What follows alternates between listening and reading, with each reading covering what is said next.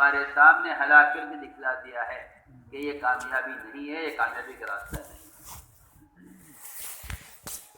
تجارت میں، زراعت میں، حکومت میں، ملازمت میں، تمام نقشوں میں تم سے بڑے بڑے نقشے والوں کو اللہ نے کامیاب کر کے دکھلا دیا، اور یہ ثابت کر دیا قرآن میں کہ یہ ناکامیوں کا راستہ ہے، اور یہ سب ناکامی کی انتہا کو پہنچے۔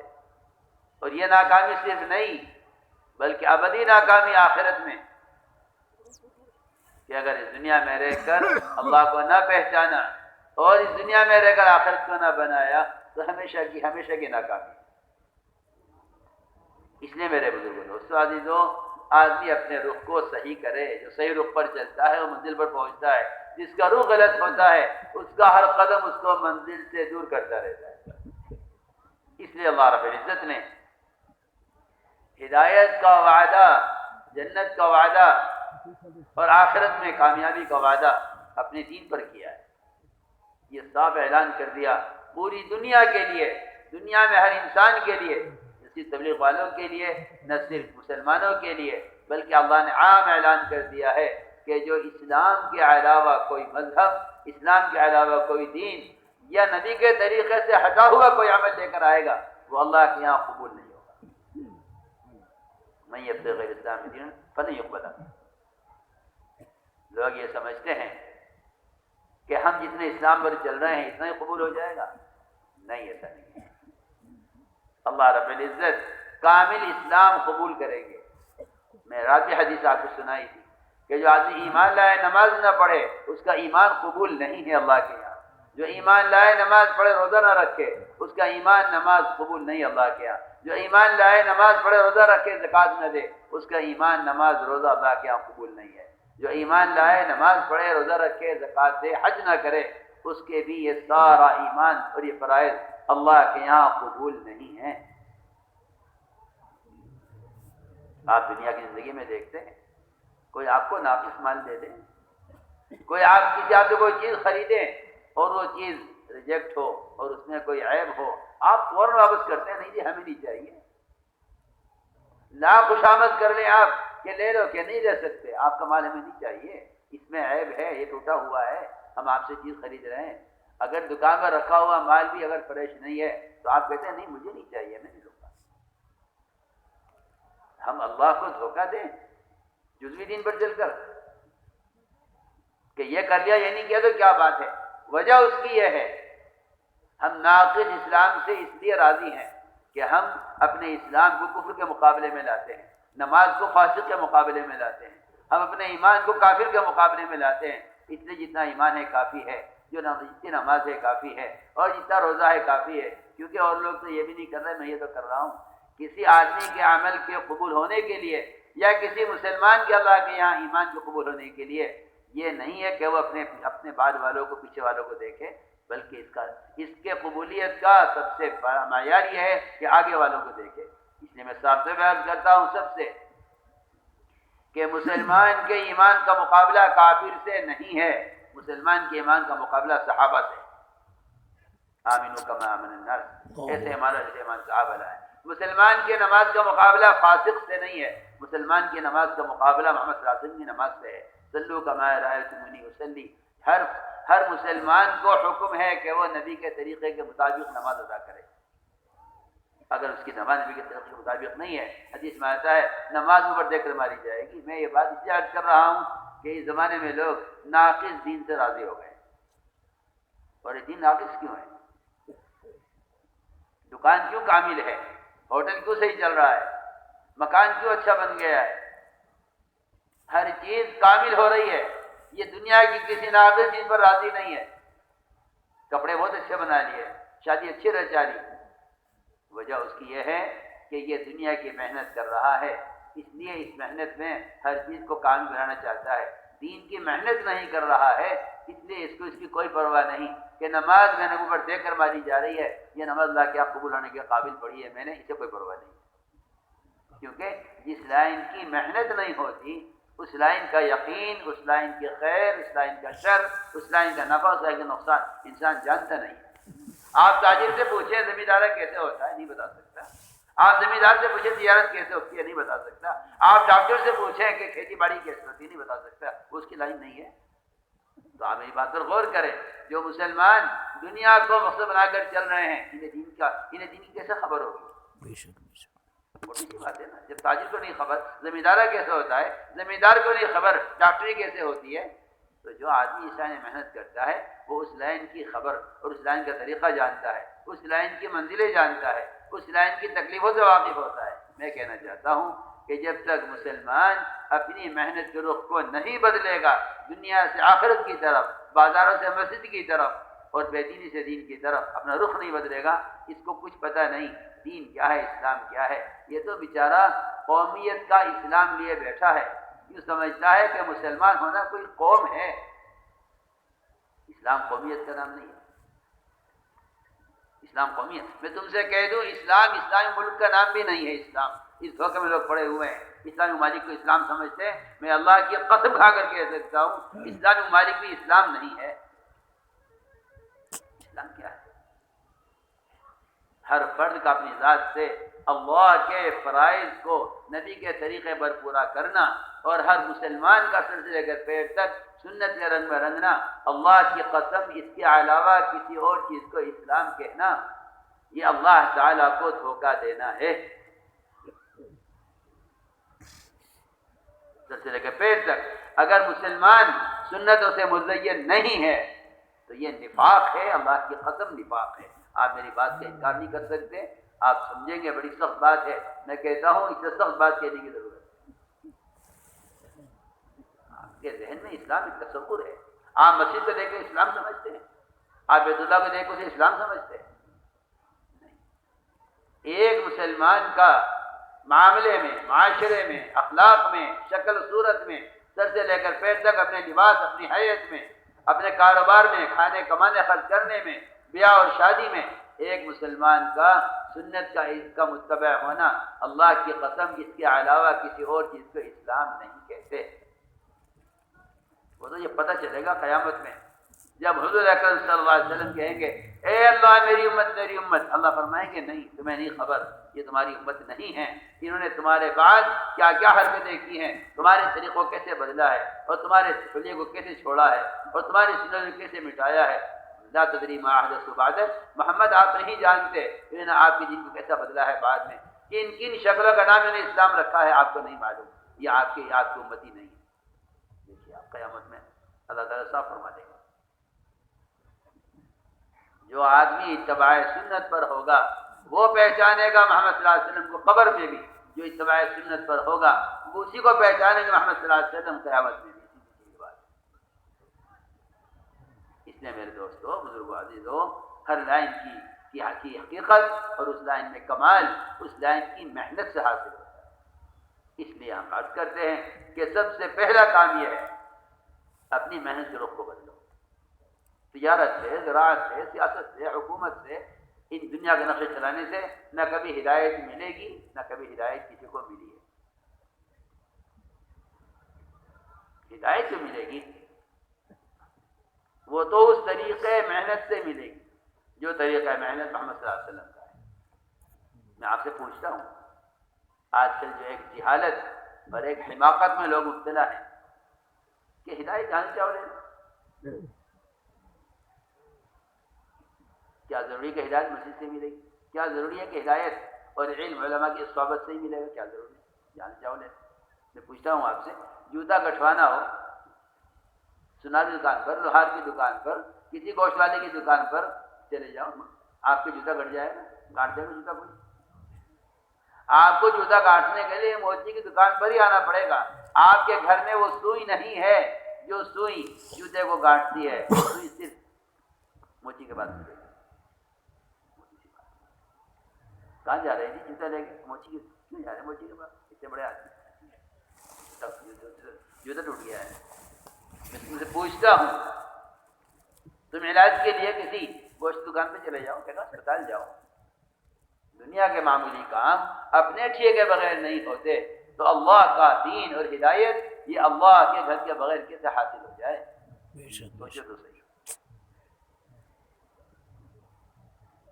اس اس لیے میں نے عرض کیا کہ اللہ تعالیٰ نے تاکید کے ساتھ ہدایت کو مسجد کے ساتھ جوڑ دیا ہے، اور تاکید کے ساتھ ہدایت کو جوہد کے ساتھ جوڑ دیا ہے۔ قرآن آنکھ کھول کے پڑھو، پتہ چلے گا کہ اللہ نے ہدایت کو اور اللہ تعالیٰ نے یعنی کس لائن کے ساتھ اللہ نے ہدایت کا وعدہ کیا، کہاں سے ہدایت کو جوڑا ہے۔ قرآن پڑھو تو پتہ چلے گا ہدایت دو چیزوں کے ساتھ جڑی ہوئی ہے، ایک اعمال مسجد کے ساتھ، اور دوسرے اس دعوت کی محنت کے ساتھ۔ صاف فرما دیا جو ہمارے راستے میں محنت کریں گے ہم انہیں ہدایت ضرور دیں گے۔ وہ محنت کیا ہے؟ وہ محنت کیا ہے؟ ہم تجارت کی محنت کریں، ہدایت مانگیں۔ مجھے تو حیرت ہے، تعجب اس زمانے کے لوگوں پر جو محنت تو کرتے ہیں دنیا کمانے کی اور دعا کرتے ہیں ہدایت۔ آپ سوچئے تو صحیح، ایک سے ملاقات کریں گے، بھائی ہدایت کی دعا کر دو۔ ہاں جی تم بھی ہماری ہدایت کی دعا کر دو، ہم بھی آپ کی ہدایت کی دعا کریں گے۔ میں کہتا ہوں نکما ہے، نکما۔ ہدایت کی دعا کرائے یا ہدایت کی دعا کرے، یہ نکما ہے۔ مجھے آپ جواب دیجیے میری بات کا۔ ایک آدمی تجارت نہ کرے، دعا کرے کہ اللہ مجھے نفع دے دے، مجھے بتائیے روزانہ کتنے پیسے کما لے گا؟ بولو ذرا، ہاں نہ کرو، میری بات کے جواب دو۔ زراعت نہ کرے، بیج نہ ڈالے، کھیت نہ جوتے، ہل نہ چلائے، کھاد نہ دے، پانی نہ دے، گھر بیٹھا رہے، کچھ نہ کرے، اللہ سے دعا کرتا رہے، اللہ مجھے گھر غلہ دے دے، مجھے 10 من غلہ دے دے، مجھے 100 من غلہ دے دے، مجھے بتائیے آپ اسے پاگل کہیں گے کیا کہیں گے؟ بولو ہاں نہ تو کرو، کچھ بولو ہاں نہ کرو۔ ہے کوئی دنیا میں مجھے دکھا دو کوئی ایک آدمی، تم میں سے کوئی بیٹھا ہو گھر میں چھوڑے زمین کو حال میں، وہ دعا کرے بیٹھ کے گھر میں، اے اللہ مجھے 100 من غلہ دے دے، میں تو نہیں کرتا کاشتکاری، تو مجھے غلہ دے دے۔ بتاؤ کوئی ہے جو تمہارے میوان میں کوئی ہے؟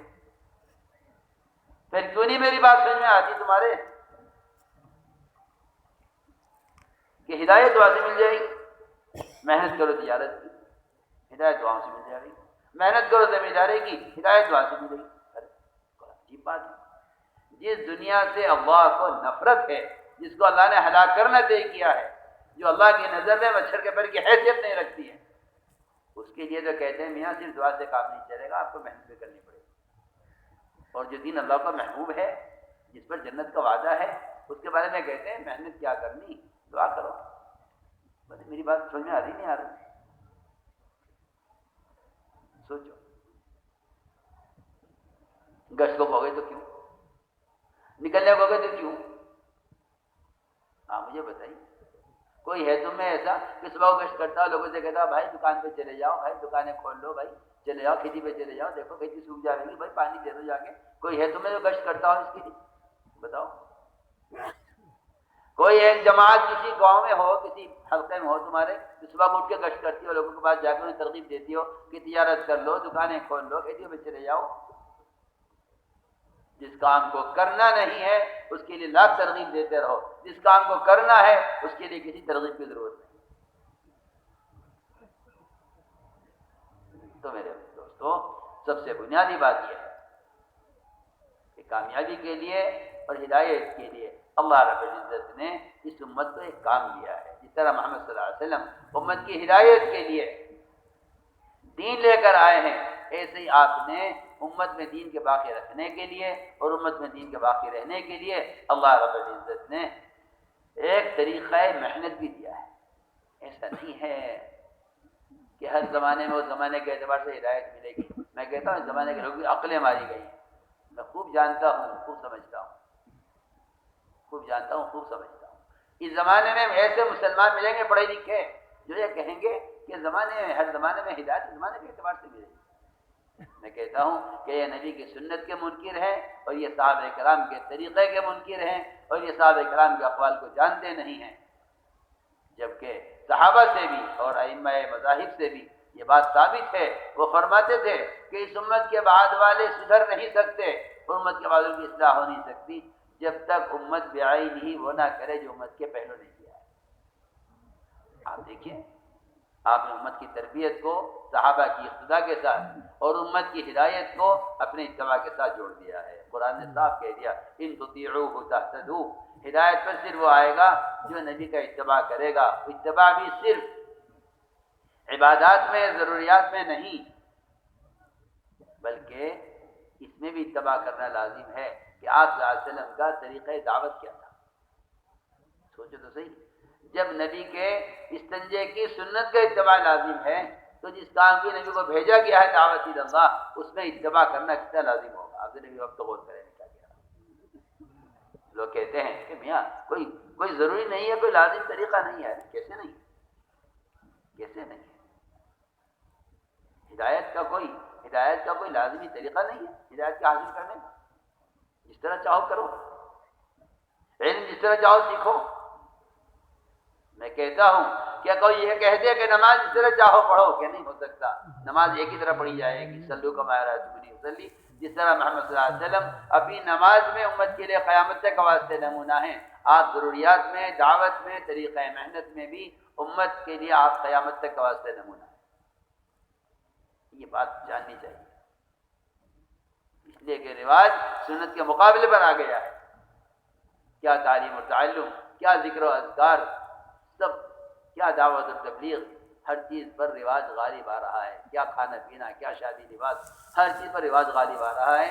لوگوں نے رواج کو ہی دین سمجھ لیا ہے. لوگوں نے رواج کو ہی دین سمجھ لیا. سنتیں مردہ ہوتی چلی جا رہی ہیں اور یہ رواج کے علم بردار بن کر اس کوشش میں ہیں کہ جو جس زمانے میں جس طرح سہولت ہو اس طرح کام کرو. اسلام میں تنگی نہیں ہے. نہیں، یہ مطلب نہیں تھا اسلام میں تنگی کا. یہ مطلب میری بات توجہ سے سننا. اس لیے میں تاکید سے کہہ رہا ہوں کہ ہم اس طریقے محنت کے پابند ہیں جو طریقہ محنت محمد صلی اللہ علیہ وسلم آپ کے سابق ہے.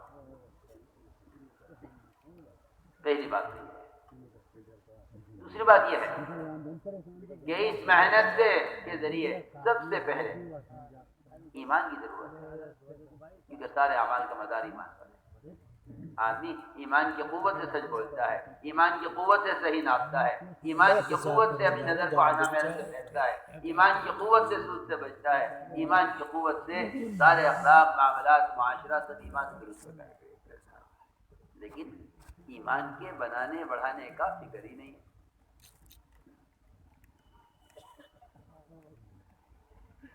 حالانکہ میں آپ سے دعوے سے کہہ سکتا ہوں اور یقین کے ساتھ کہہ سکتا ہوں کہ اگر یہ دوسروں کو اعمال پر آمادہ نہیں کرتا اور یہ روزانہ گشت کر کے اور روزانہ ملاقاتیں کر کے لوگوں کو معروفات پر آمادہ نہیں کرتا تو ایمان کی تکمیل نہیں ہوتی. ایمان کی تکمیل نہیں ہوتی. ایمان کا کمال مجموعی کی اصلاح پر ہے. یہ لکھا ہے علماء نے. آپ دوسروں کو آمادہ کریں، اس سے آپ کے ایمان میں کمال پیدا ہو. تبلیغ میں گشت اس لیے ہے کہ آپ لوگوں کو آمادہ کریں اس غرض سے کہ میں اپنے ایمان میں کمال جاؤں. آپ غور کیجیے. عمر بن خطاب رضی اللہ تعالیٰ عنہ فرمایا میرے بعد کوئی نبی ہو سکتے تھے، عمر نبی ہو سکتے تھے. ایسی استعداد ہے. لیکن لوگوں کی گلیوں میں اور راستوں میں اور بازاروں میں ہاتھ پکڑ پکڑ کر لوگوں سے کہتے تھے تھوڑی دیر کے لیے مسجد میں آ جاؤ، اپن ایمان لے آئے. بتائیے تو صحیح. اس زمانے میں تو یہ کام ایک زائد چیز اور غیر ضروری یا مباح کے درجے میں رکھ دیا جاوے اس کو. اور وہاں عمر بن خطاب جیسا عشرہ مبشرہ میں سے ہیں، نبوت کی صلاحیت رکھتے ہیں، اگرچہ نبی نہیں ہو سکتا، آپ کے بعد کوئی نبی نہیں ہے. جو آپ کے بعد نبی کا دعویٰ کرے وہ جھوٹا ہے. لیکن اس کے باوجود عمر رضی اللہ تعالیٰ عنہ وہ گلیوں میں راستوں میں پکڑ رہے لوگوں کو، کہہ رہے آ جاؤ ہمارے ساتھ تھوڑی دیر کے لیے ایمان لے آ کر. سوچیے تو. اور پھر یہ فرمایا کرتے تھے کہ یہ کام میں اس لیے کرتا ہوں تاکہ میرے ایمان میں زیادتی ہو. یہ تم سب کو بتا رہا ہوں میں کہ عمر رضی اللہ تعالیٰ عنہ ان ملاقاتوں کے بعد یہ کہتے تھے کہ میں یہ کام اس لیے کرتا ہوں تاکہ میرے ایمان میں کمال پیدا ہو. سید العلماء معاذ بن جبل ہے، وہ گشت کرتے تھے لوگوں پہ اور ایمان کے لیے گشت کرتے تھے. میں کہتا ہوں کہ نماز، ایمان اور علم ہمیں صحابہ کا گشت ان تین کاموں کے لیے ملتا ہے، کیونکہ یہ تین بنیادی فرض ہیں، علم اور ایمان اور نماز.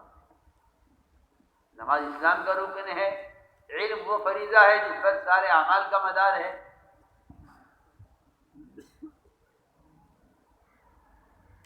اس کے لیے صحابہ کرام اور نماز اسلام کا رکن ہے. اس کے لیے صحابہ کرام کا گشت ثابت ہے. عبداللہ بن رواحہ رضی اللہ تعالیٰ ایک سے ملاقات کرتے ہیں تھوڑے کے لیے آؤ ایمان لے آئے. اس زمانے کا مسلمان تو یہ سمجھتا ہے کہ میں کافر کے مقابلے کا مومن ہوں. وہ تو اس زمانے کا مسلمان سمجھتا ہے کہ مسلمان ہونا مومن ہونا ہے، اس لیے بے فکر ہے. اس زمانے میں صحابہ بھی یہ سمجھتے تھے کہ ایمان لانا اس کو نہیں کہتے کہ آج تو کفر سے اسلام میں آ جائے. یہ ایمان لے آیا کہ نہیں، یہ تو اسلام لے آیا. میری بات ذرا توجہ تو دو میری بات کی طرف. اسلم و تسلم ہے غیروں کے لیے اور ایمان والے کے لیے ہے. اے ایمان والو تم ایمان لاؤ. اغیار کے لیے اسلام کی دعوت ہے، مومن کے لیے ایمان کی دعوت ہے. مجھے تو یہ ملا ہے قرآن. اور یہاں ہاتھ پہ ہاتھ دھرے بیٹھا ہے کہ ہے ایمان تو کیونکہ مسلمان. علم اور ایمان دو ایسی چیزیں ہیں جو سیکھے بغیر حاصل نہیں ہوتی. اس لیے تاکید سے عرض کر رہا ہوں کہ گشت ہماری ایسی ضرورت ہے اور ہماری ایسی یعنی ضرورت کا فریضہ ہے کہ ہر مسلمان کی اس کی ضرورت ہے. اور اس کے بڑھانے کا راستہ یہ ہے کہ لوگوں کو گشت کے ذریعے سے لوگوں کو مسجد میں آنے پر آمادہ کرو. دیکھو میرے دوستوں، میں عرض کر چکا ہوں ہر چیز کے بننے کی جگہ متعین ہے. آپ بیمار ہیں تو اسپتال میں آپ کو رکھا جائے گا، وقت پر دوا ملے گی، وقت پر غذا ملے گی، ڈاکٹر بار بار دیکھیں گے. بالکل اسی طرح جس طرح جسمانی صحت کے لیے اسپتال کا ماحول ضروری ہے علاج کے واسطے، ایسے ہی مسجد کا ماحول ضروری ہے. ہم ایمان کے بیماروں کے لیے، معاملات کے بیماروں کے لیے، اخلاق اور معاشرے کے بیماروں کے لیے، نماز میں سستی کی بیماری کے لیے، زکوٰۃ ادا کرنے میں سستی کی بیماری کے لیے، جتنی بیماری ہمارے اندر ہیں روحانی، ان سب کا علاج بھی مسجد کے علاوہ اللہ کی قسم کہیں نہیں ہے.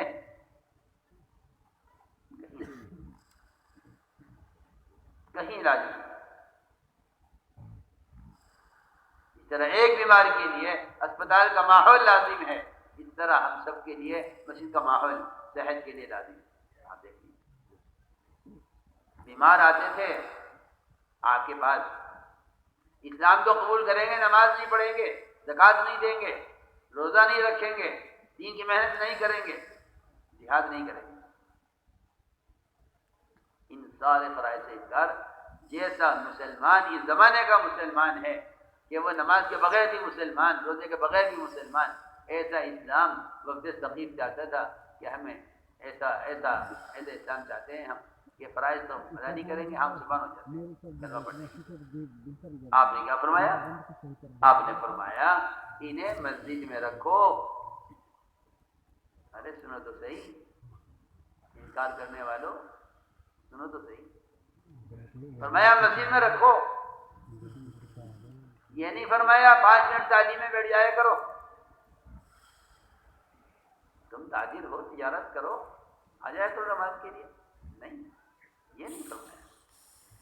میں ان لوگوں سے کہتا ہوں جن کو مسجد میں لانے، مسجد میں آنے سے اختلاف ہے، ان سے کہتا ہوں.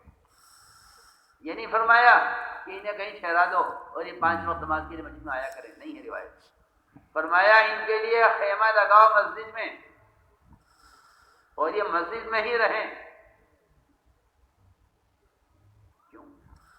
آپ نے فرمایا اعمال مسجد کے اندر وہ تاثیر ہے اور اعمال مسجد کے اور مسجد کے ماحول سے وہ اثر ہے کہ جس اثر سے ان کے دل نرم ہو جائیں گے اور یہ زکوٰۃ بھی دیں گے، جہاد بھی کریں گے، روزہ بھی رکھیں گے، نماز بھی پڑھیں گے، سارے کام کریں گے. انہیں یہاں رکھو. آپ کیا فرما رہے ہیں؟ میں آپ سے پوچھتا ہوں نا، ایک آدمی بگڑتا ہے، کہاں بگڑتا ہے؟ شراب کے اڈوں پر، تاش کے حلقوں پر. کیوں؟ جب ایک اجتماعی ماحول بگڑنے کے لیے ہے تو بننے کے لیے بھی کوئی اجتماعی ماحول ہونا چاہیے. اگر ایک آدمی منکر کے ماحول میں بگڑ رہا ہے تو تو اس کے مقابلے پر بھی تو اجتماعی ماحول ہونا چاہیے نا بننے کے لیے.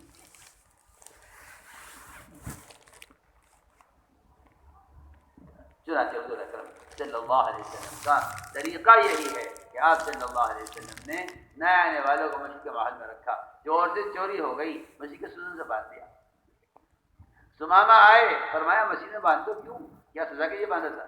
نہیں, نہ سزا کے لیے باندھا تھا نہ مجبور کرنے کے لیے باندھا تھا. ہم یہاں رکھ کر دیکھنا چاہتے ہیں, ہم یہاں رکھ کر دیکھتے ہیں اور تمہیں دکھلاتے ہیں کہ یہ اس ماحول میں رہنا دل کو کیسا بدلتا ہے اور دل کو کیسا پلٹتا ہے. دیکھیے آپ سمامہ بن اسال کو ایسے آ کر نبض دیکھتے تھے جیسا کوئی ڈاکٹر اسپتال میں روزانہ مریض کو دیکھتا ہے. نہیں بھائی ابھی آج اور رہنے چھٹی نہیں کرنی. کیوں بھائی ایسا ہوتا ہے اسپتال میں ہے کچھ آنا تو کرو, تم سن رہے میری بات.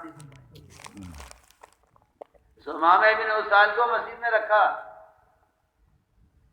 وہ کہتے مجھے قتل کر دو مگر میں نماز نہیں پڑھوں, میں دین قبول نہیں کروں. فرمایا نہیں ابھی رہنے دو. اگلے دن پھر آئے, پھر نبض دیکھی ڈاکٹر کی طرح. فرمایا نہیں آج اور رہنے دو. 3 دن جب پورے ہو گئے فرمایا بس کام ہو گیا, ٹھیک ہو گیا, کھول دو اس کو کھول دو. کھولا, وہ نکلے باغ میں گئے, جا کے غسل کیا, پاک صاف کپڑے پہنے, واپس آئے اور آ کر دین قبول کر لیا. دین کے علاوہ کوئی دین نہیں. آپ غور تو کیجیے میں کیا کہہ رہا ہوں. ماحول اور مسجد کا ماحول کا مطلب یہ نہیں ہے کہ تم کسی زاویے میں اور کسی جو ہے کونے میں جا کے بیٹھ جاؤ.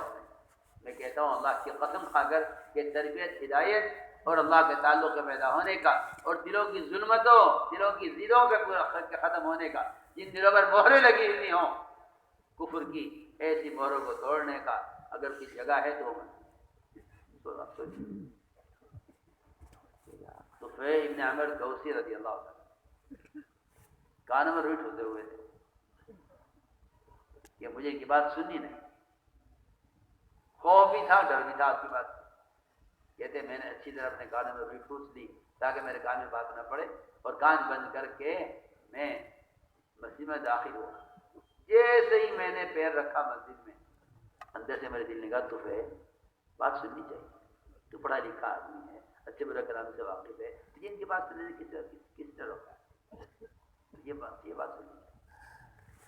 آپ سوچیے نا, مسجد سے باہر تو یہ حال ہے کہ مجھے بات سننی نہیں ہے, اور مجھے میں قدم رکھتے ہی اندر سے دل کہہ رہا ہے ان کی بات سننی چاہیے.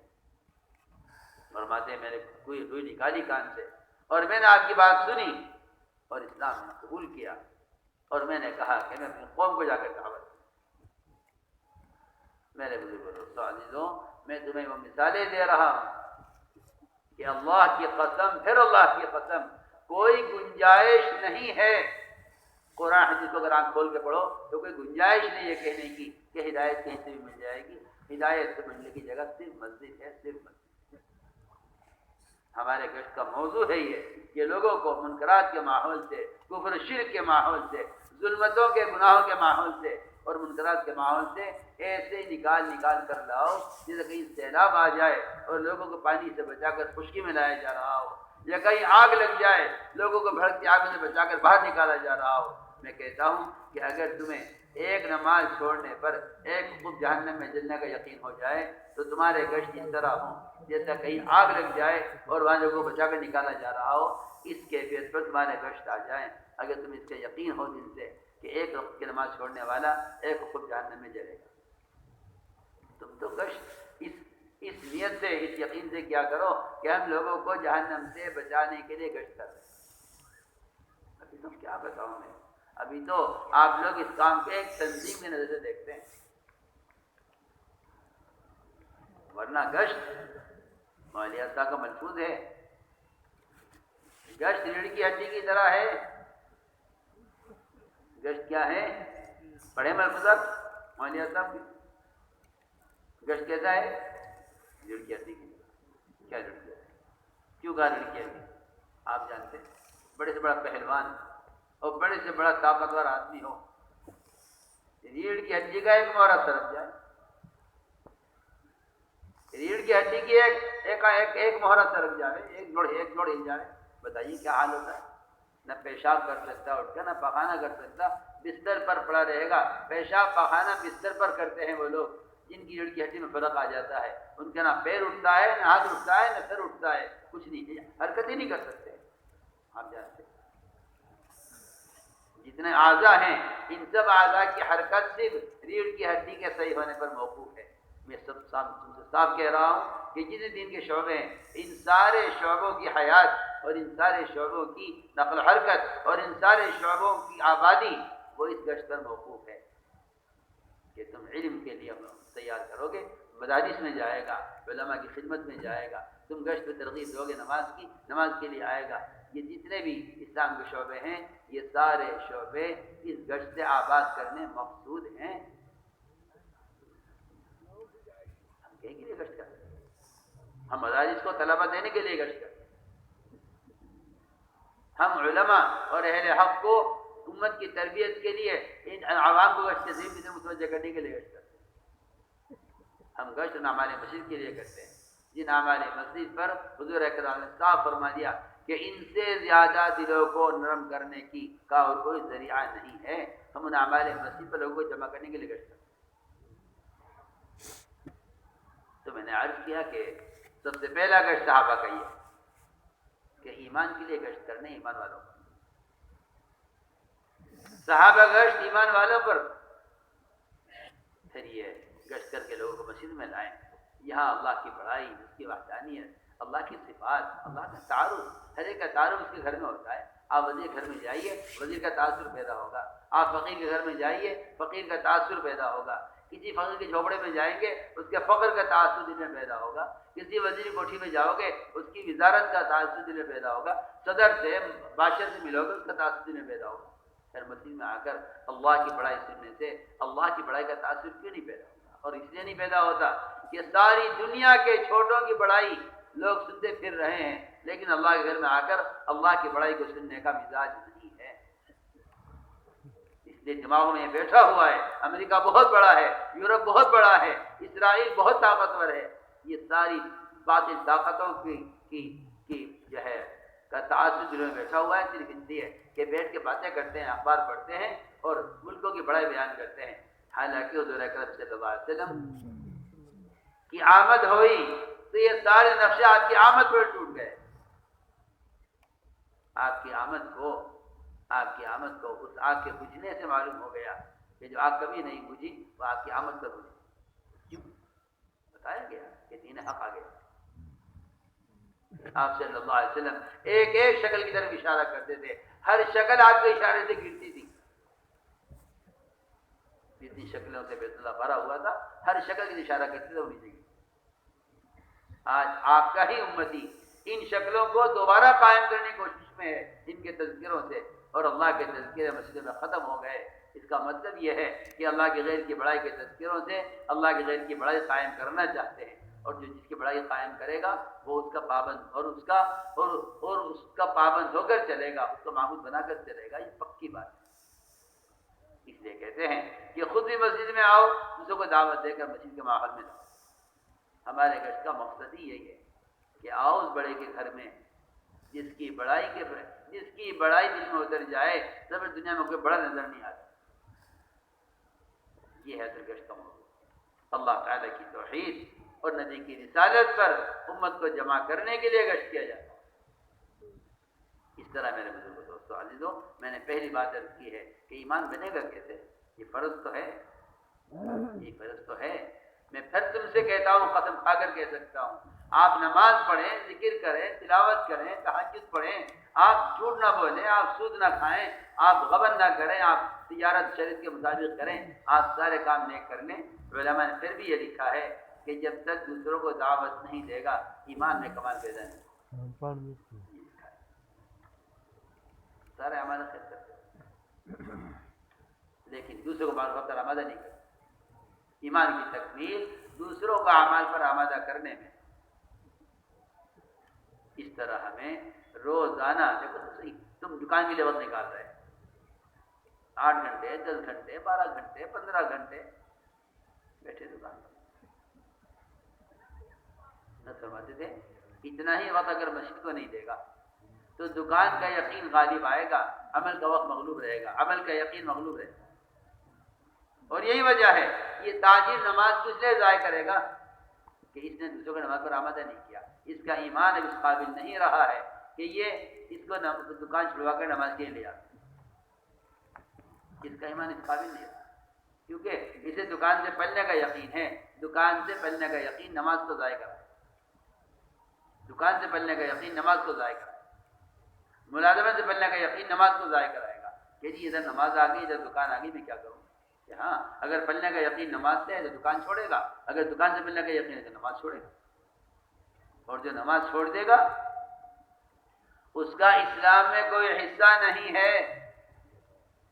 سنو کان کھول کر، آپ سمجھو ثواب کا کام ہے، میں کہتا ہوں کہ اسلام ہی نماز ہے، اگر نماز نہیں پڑھتا ہے تو اسلام اس کا کوئی حصہ نہیں ہے، اور اگر نماز نہیں پڑھتا ہے تو بعض ائمہ کے نزدیک اسے قتل کر دیا جائے کہ یہ اسلام سے مرتد ہے۔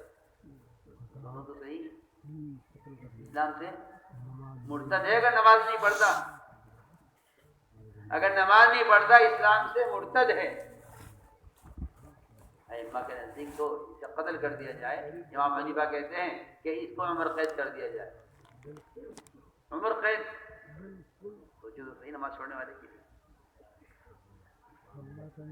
یہ تو چھوڑنے والے کے لیے ہے، اور اگر نماز کا انکار کر دے کہ نماز ہے نہیں وہ تو کافر ہے، پکی بات ہے۔ اگر آپ غور کریں تو مسلمان غیر مسلم میں صرف نماز کا حدیث فرق بتایا گیا کہ نماز کا فرق ہے، اگر نماز ہے تو یہ مسلمان ہے، اور اگر نماز نہیں ہے تو یہ مسلمان نہیں۔ اس لیے میرے بزرگوں، دوستوں، عزیزوں، اس نماز میں کمال پیدا کرنے کے لیے اگر دوسروں کو روزانہ ہر 5 وقت کی نماز کے لیے آمادہ کر رہے ہو، دیکھو میری بات توجہ سے، تم سارے بازار والے، تم سارے دفتر والے، تم سارے کھیتی باڑی کرنے والے، اگر 5 نمازوں میں دوسروں کو نماز پر آمادہ کر رہے ہو پھر تو یہ نماز تمہارے پاس باقی رہ سکتی ہے، اور اگر تم نے دوسروں کو نماز پر آمادہ نہ کیا تو بتاؤں کیا ہوگا؟ دیکھو میری بات سنو، جب تم دوسروں کو نماز پر آمادہ نہیں کرو اور دوسروں کو نماز کے لیے تیار نہیں کرو تو بے نمازی تمہیں بے نمازی بنائے گا۔ میری بات یاد رکھنا، سوچ سمجھ کر کہہ رہا ہوں، بے نمازی تمہیں بے نمازی بنائے گا۔ میں اس کی مثال دیتا ہوں، بہت آسان مثال ہے، بات سمجھ میں آ جائے گی۔ تم دکان پر بیٹھے، اذان ہوئی مغرب کی، گاہک آ گیا، کسٹمر آ گیا، اگر آپ نے کسٹمر سے کہا کہ چلو جی نماز کے لیے، سامان بعد میں لے لینا، پھر تو ہو سکتا ہے کہ آپ نماز پڑھیں، اور اگر آپ نے اس کو نماز کی دعوت نہیں دی کسٹمر کو تو یہ کسٹمر یہ کہے گا کہ مجھے ابھی آپ کی دکان سے 50,000 کا مال چاہیے۔ اب آپ کے لیے مشکل ہو جائے گا کہ 50,000 کے مال کو کیسے چھوڑوں نماز کے لیے۔ اب یہ کہے گا نماز پڑھنی سنتی تو ہے، فرض تو ہے نہیں، اور قضا ہو نہیں رہی ہے، یہاں تو نماز اول وقت ہوتی ہے عصر کی، ہاں 4:30 بجے وقت ہو رہا ہے، یہاں تو 5 نماز ہوتی ہے، اور غروب تو کہیں 6 بجے کے بعد ہوگا، جا کے 5 بجے کے بعد پڑھ لیں گے بھائی۔ یہ فرماتے تھے کہ جماعت کی نماز صرف سنت نہیں ہے، جماعت کی نماز صبح سے لے کے شام تک 5 مرتبہ یہ بتانے کے لیے ہے کہ میں مسلمان ہوں، مشرک بھی نہیں ہوں، منافق بھی نہیں ہوں۔ 5 مرتبہ اس بات کا اعلان کرو اپنے عمل سے کہ مسجد میں جا رہا ہوں، نہ میں مشرک ہوں نہ میں منافق ہوں، اس لیے کہ منافق اور مشرک یہ 2 نماز کے لیے نہیں آیا کرتے تھے، باقی مسلمان نماز کے لیے جمع ہو جاتے تھے۔ مسلمان غیر مسلم میں فرق کرنے کے لیے جماعت کی نماز ہے۔ میری بات سمجھ میں آ رہی نہیں آ رہی؟ جی ہاں، آپ کو تو یہ سکھلایا گیا ہے نا کہ یہ سنت ہے، فرض نہیں ہے۔ وَارْكَعُوا مَعَ الرَّاكِعِينَ، نماز پڑھو نماز پڑھنے والوں کے ساتھ، قرآن حکم دے رہا ہے، اگرچہ احناف کے نزدیک واجب کے قریب ہے، بعض کے نزدیک فرض ہے، بعض کہتے ہیں فرض ہے، جماعت سے نماز پڑھنا فرض ہے، اگر نماز جماعت سے نہیں پڑھی نماز ضائع ہوگی۔ میں بہت اچھی مثال آپ کو دے رہا ہوں، اگر آپ میں سمجھ ہو، کیسی اچھی مثال ہے، اگر آپ اپنی دکان پر بیٹھ کر پانچوں نمازوں کے لیے دوسروں کو تیار نہیں کر رہے تو آپ کی اپنی نماز بھی خطرے میں پڑے گی. گاہک آئے گا, کہے گا آج صبح سے جب تک کی کوئی بونی ہوئی نہیں تھی میری, اس وقت ایک گاہک آیا ہے, ادھر اذان مغرب کی ہو گئی ہے, اور وہ یہ کہہ رہا ہے کہ میں 50,000 کا مال ابھی لینا چاہتا ہوں. جی ہاں, یہ اللہ تعالیٰ لائے گاہک کو اس وقت تیری نماز پر یقین کا امتحان لینے کے لیے لائے, یہ رزق دینے کے لیے نہیں. یہ تو اس زمانے کے لوگوں کی جہالت ہے اور بے عقلی ہے کہ وہ سمجھتے ہیں کہ اللہ مجھے رزق دینے کے لیے گاہک کو لائے ہیں. اللہ کو تجھے رزق دینے کے لیے گاہک کی ضرورت نہیں ہے. اللہ گاہک کو رزق دینے کے لیے نہیں لائے, اللہ گاہک کو نماز کے وقت تیری نماز کا امتحان لینے کے لیے لائے ہیں کہ تو نماز کے لیے آتا ہے یا گاہک کو مال دینے میں نماز کو ضائع کرتا ہے. کیسی آسان بات ہے. تم سمجھتے ہو گاہک اللہ نے بھیجا ہے رزق دینے کے لیے, کیا کرتے اللہ کو کہ اللہ تجھے رزق دینے کے لیے گاہک بلا. اللہ چاہے جو ہے کہ رزق بھجوا دے. لیکن اس وقت جو گاہک آیا ہے, اللہ تیری نماز کا امتحان لینے کے لیے گاہک بلائے ہیں کہ جاننا چاہتے ہیں کہ اس کا یقین دکان پر ہے یا نماز پر ہے. تو میں نے اس لیے سمجھایا آپ کو کہ اگر آپ طے کر دو تو سارے یہ طے اور میری بات پہنچا دینا اپنے متعلقین کو اور اپنے علاقے والوں کو کہ 5 وقت نماز کے لیے جب جایا کرو, ہماری بات سب نوٹ کر لینا. میں 2.5 گھنٹے کے گشت اور 2.5 گھنٹے کی محنت اور میرے سمجھ میں نہیں آتی. میں تو یہ کہتا ہوں کہ داعی تو وہ ہوتا ہے جو صبح سے لے کر شام تک اس فکر میں ہے کہ میری نماز, میرے ساتھی کی نماز, میرے محلے میں رہنے والے کی نماز, ہر مسلمان کی نماز کا کیا ہوگا. یہ تھوڑی ہے کہ آپ 2.5 گھنٹے کا محنت کر لیں اور دکانیں بیٹھے ہیں آپ تاجر بن کر. وہاں تم تاجر بن کے بیٹھے ہو. ایسا گاہک آئے گا جس تیرے 4 مہینے وہاں صفر ہو جائیں گے اور تیرے 4 مہینے کوئی اثر باقی نہیں رہے گا. جب وہ گاہک یہ کہے گا کہ مجھے 1 لاکھ روپے کا سامان چاہیے, ابھی پے کر, ابھی لے کے جاؤں گا ورنہ میں نہیں آؤں گا پلٹ کر, یہ پڑ جائے گا چکر میں کہ اب نماز پڑھوں یا گاہک کو دیکھوں. سیدھی بات ہے. وہ کوئی 4 مہینے کی کوئی حیثیت نہیں ہے اللہ کے نزدیک اس کی, جو یہ 4 مہینے لگانے کے بعد 1 لاکھ روپے کا مال کے چکر میں اس نے عصر کی نماز ضائع کی ہے. حدیث میں آتا ہے جو عصر کی نماز کو ضائع کر دے اس کے پچھلے سارے اعمال ضائع ہو جاتے ہیں. سارے اعمال برباد ہوتے ہیں ایک عصر کی نماز قضا کر. اس لیے کہہ رہا ہوں کہ تم دکان پر بیٹھے ہو, دکان پر آنے والوں کو دعوت دو. 5 وقت کی نماز کے لیے جاؤ مسجد کی طرف. اگر واقعی نماز کے ذریعے ایمان میں کمال چاہتے ہو اور نماز کو ایمان پہ لانا چاہتے ہو اور نماز کے فریضے پر ایمان لانا چاہتے ہو تو اس کے لیے ایک ہی شرط ہے کہ آپ مسجد جاتے ہوئے سب کو دعوت دیکھتے ہوئے اور راستے میں راہگیروں کو اور جو تمہیں مل جائے مسلمان دکان پر بیٹھا ہوا راستے میں چلتا ہوا سب کو نماز کی دعوت دیتے ہوئے اگر تم جا رہے ہو پھر تو تمہاری نماز محمد صلی اللہ علیہ وسلم کی نماز اور آپ صلی اللہ علیہ وسلم کی دعوت کے ساتھ ہے. اور اگر آپ کا خیال یہ ہے کہ اسے پڑھنی ہوگی پڑھ لے گا تو یہ تو کوئی نبی کا طریقہ ہے دعوت نہیں. ایک بات یہ یاد رکھیے کہ نماز کو اس طرح نماز کی دعوت پر آؤ. میں یہ کچھ کہہ رہا ہوں, میرے نزدیک یہ کوئی نماز کی دعوت نہیں کہ آپ 2.5 گھنٹے محنت کر لی. میں کہتا ہوں ہر نماز کے وقت اس نماز کی دعوت, عمل کے وقت دوسروں کا عمل یاد دلانا. جس طرح مؤذن کہہ رہا ہے مسجد سے حی علی الصلاۃ 5 وقت کے لیے, اس طرح اس مؤذن کی حی علی الصلاۃ کہنے کی عملی محنت گشت ہے. مؤذن کے حی علی الصلاۃ کہنے کی عملی محنت گشت ہے. تم جا رہے ہو نا مسجد, تو تم مسجد جا رہے ہو تو جو لوگ راستے میں ملے مجھ سے کہتے چلو آ جاؤ بھی نماز کے لیے, آ جاؤ بھی نماز کے لیے. میں تو پڑھ رہا بھائی, جسے پڑھنی ہوگی پڑھ لے گا. سنو میں کیا کہہ رہا ہوں, اگر نماز چھوڑنے والے پر عذاب آیا تو نماز پڑھنے والے عذاب سے بچیں گے نہیں. میری بات یاد رکھنا, حدیث سے کہہ رہا ہوں. اگر نماز چھوڑنے والے پر عذاب آیا اللہ کا تو نماز پڑھنے والے عذاب سے نہیں بچیں گے. میں قسم کھا کر کہتا ہوں, آپ اس کو معمولی بات سمجھ رہے ہیں. یا آپ مجھے کہ خیالی بات سمجھ رہے جو میں کہہ رہا ہوں؟ نماز چھوڑنے والا کا عذاب آیا تو صرف وہ لوگ بچیں گے عذاب میں مبتلا ہونے سے جو دوسروں کو نماز پر آمادہ کر رہے ہیں، صرف وہ بچیں گے۔ وہ جو نماز پر آمادہ نہیں کرتے تھے دوسروں کو، اپنی اپنی پڑھتے تھے، انہیں دوسری کی نماز کی پرواہ نہیں تھی۔ حدیث نے صاف کہہ دیا ہے کہ عذاب سے یہ عابد اور عذاب سے یہ نماز پڑھنے والا اور یہ تہجد پڑھنے والا بھی عذاب سے بچے گا نہیں۔ کیوں؟ تم نے ان کو آمادہ کیوں نہیں کیا؟ تم نے ان کو تیار کیوں نہیں کیا؟ اگر تم انہیں نماز پر آمادہ کرتے تو آج تم عذاب سے بچ جاتے۔ بالکل قرآن کی آیت کا مفہوم بھی یہی ہے۔ بے شمار حدیثیں ہیں، آپ اگر آنکھ کھول کے پڑھنا چاہیں، مگر مصیبت اس زمانے کی یہ ہے کہ نماز کے اشتہار چھاپ کر دیوار پہ چپکا دو کہ نماز قائم کرو۔ یہ کسی نبی کا طریقہ نہیں، کسی صحابی کا طریقہ نہیں، کسی خلیفہ راشدین مکی کا طریقہ نہیں، میں کہتا ہوں اللہ کی قسم یہ سلف کا بھی طریقہ نہیں۔ یہ تو زمانے کا نئی بدعت چلی ہے کہ کیا ضرورت ہے کسی کے پاس جا کر دعوت دینے کی۔ میں آپ سے پوچھتا ہوں، میری بات کا جواب دینا اور دل سے جواب دینا۔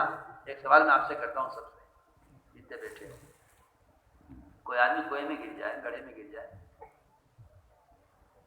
کوئی آدمی کسی کنویں میں گر جائے، کسی گڑھے میں گر جائے، آپ پرچی لکھ کے ڈال دیں اس گڑھے میں کہ بھائی آپ باہر آ جائیے ورنہ آپ ہلاک ہو جائیں گے، ہم آپ کو ترغیب دے رہے ہیں، آپ باہر نکل آئیے، آپ مجھے بتا دیجیے اس پرچی سے اس کی جان بچ جائے گی؟ ارے کچھ کھانا تو کرو، میری بات توجہ چاہتی ہے۔ نہیں بچے گی جان اس کی، آپ پوری کتاب لکھ کے ڈال دو کہ جی آپ باہر آ جاؤ، آپ اگر اندر رہ گئے آپ کا دم گھٹ جائے گا، آپ مر جائیں گے۔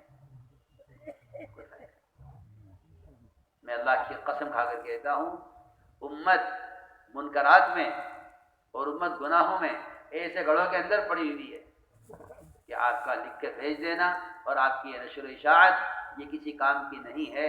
جب اب ضرورت اس بات کی ہے کہ اس کو کسی طرح سہارا دے کر گڑھے سے نکال لو تو جان بچ جائے۔ تو میری بات سمجھ میں آتی نہیں آتی تم لوگوں کو؟ کہیں بھی نہیں آتی، کرو گے وہی جو تمہارے من میں آ گئی۔ سوچو، ابو درداء فرماتے رضی اللہ تعالیٰ عنہ، گناہ کرنے والا گڑھے میں گرنے والے کی طرح ہے، اس کو سہارے کی ضرورت ہے۔ فرمایا علم تکونوا مستخرجین، کیا تم اس کو گھر سے نکالو گے؟ نہیں، آپ اعلان کر دو نماز پڑھو نماز پڑھو نماز پڑھو نماز پڑھو۔ میں تو کہتا ہوں یہ اعلان ایسا ہی ہے جیسا کوئی کنویں کے منڈے میں کھڑے ہو کر کے کنویں میں گرنے والے سے باہر آ جاؤ باہر آ جاؤ باہر آ جاؤ، وہ تو بیچارہ کیسے آ جائے باہر؟ سمجھ میں آ رہی بات؟ اس کو کیا چاہیے؟ میں تمہیں بہت اچھی مثال دی، میں مولانا صاحب کے بیان سے نقل کرتا ہوں۔ فرمانے لگے کہ آج کل کی تقریریں حضرت کا بیان ہے، میں آپ کو سنا رہا ہوں۔ فرمایا آج کل کی تقریریں سارے واعظین چیخ رہے ہیں مائک پر اور سارے اسٹیج مزین ہیں مقرر کی تقریروں سے۔ فرمانے لگے یہ ساری تقریریں، یہ ساری تحریریں اور یہ ساری باتوں کے پھیلانے کے ذرائع، یہ سب ایسے ہیں جیسے ایک راستے پر بھینس کھڑی ہو گئی، راستے پر